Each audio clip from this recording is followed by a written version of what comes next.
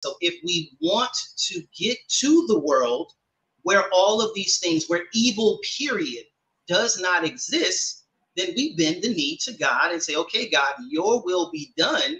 And then he will take us to that world that all of us so long for and desire. And I think that that's part of him inside of us, that we all realize that these things are wrong. His moral law, C.S. Lewis and others would say. We know something is wrong with the world, and we know that these things are not right. So if we don't like these things, then let's go to the world where these things won't exist. And I believe, this is just me, we don't have a problem with sin. We have a problem with other people's sin.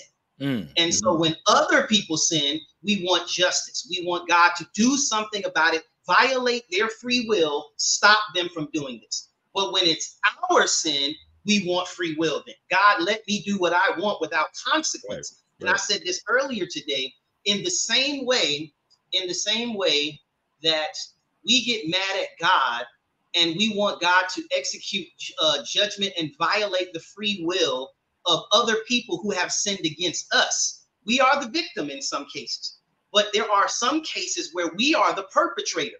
And there is another person somewhere in this universe that is wishing that God would have violated our free will when we sinned against them.